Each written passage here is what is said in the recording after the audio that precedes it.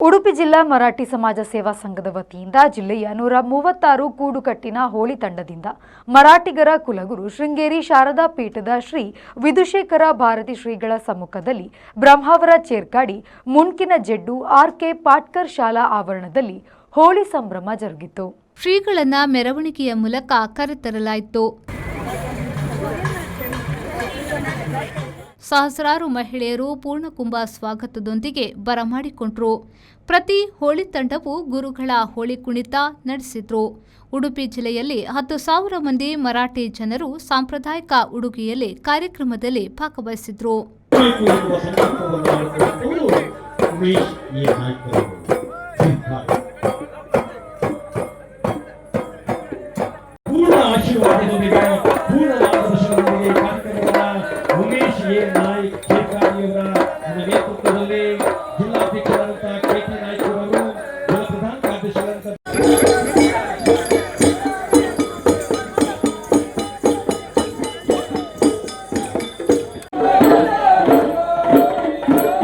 ಸಭಾ ಕಾರ್ಯಕ್ರಮವನ್ನು ಉದ್ಘಾಟಿಸಿದ ಶ್ರೀಗಳು ಆಶೀರ್ವಚನ ನೀಡಿ 100 ವರ್ಷದಿಂದ ಮರಾಠಿ ಸಮಾಜ ಹೋಳಿ ಹಬ್ಬದ ಸಾಂಪ್ರದಾಯಿಕ ಆಚರಣೆಯನ್ನ ಉಳಿಸಿಕೊಂಡು ಇಂದಿಗೂ ಮುಂದುವರಿಸುತ್ತಿರುವುದು ಮಾದರಿಯಾಗಿದೆ ಎಂದರು.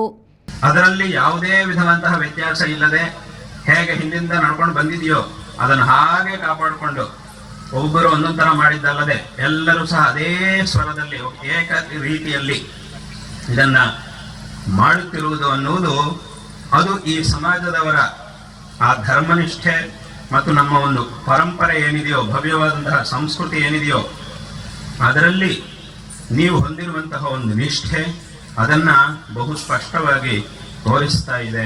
ಅದು ನಮ್ಮ ಮನಸ್ಸಿಗೆ ಅತ್ಯಂತ ಸಂತೋಷವನ್ನು ಉಂಟು ಮಾಡ್ತಾ ಇದೆ.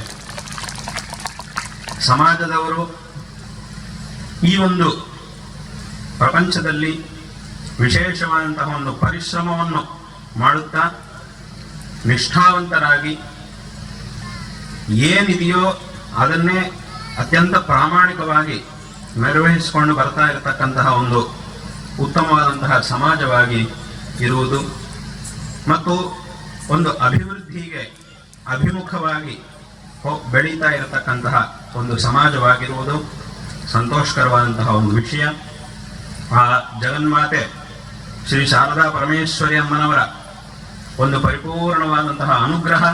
ಚಂಡೀಗಢ ಸರ್ಕಾರದ ಮುಖ್ಯ ಕಾರ್ಯದರ್ಶಿ ಹಿರಿಯಡ್ಕದ ಎಚ್. ರಾಜೇಶ್ ಪ್ರಸಾದ್, ಸಂಸದ ಕೋಟಾ ಶ್ರೀನಿವಾಸ್ ಪೂಜಾರಿ, ಮಾಜಿ ಸಂಸದ ಕೆ. ಜಯಪ್ರಕಾಶ್ ಹೆಗ್ಡೆ, ಶಾಸಕ ಯಶ್ಪಾಲ್ ಸುವರ್ಣ, ಗುರ್ಮೆ ಸುರೇಶ್ ಶೆಟ್ಟಿ, ಕಿರಣ್ ಕುಮಾರ್ ಕೊಡ್ಗಿ, ಮಾಜಿ ಶಾಸಕ ರಘುಪತಿ ಭಟ್, ಉದ್ಯಮಿ ಪ್ರಸಾದ್ ರಾಜ್ ಕಾಂಚನ್, ಮರಾಠಿ ಸಂಘದ ಉಡುಪಿ ಜಿಲ್ಲಾ ಸಂಚಾಲಕ ಉಮೇಶ್ ನಾಯ್ಕ್ ಚೇರ್ಕಾಡಿ, ಜಿಲ್ಲಾಧ್ಯಕ್ಷ ಕೆಟಿ ನಾಯ್ಕ್ ಚಾಂತಾರು ಸೇರಿದಂತೆ ಅನೇಕ ಗಣ್ಯರು ಉಪಸ್ಥಿತರಿದ್ದರು.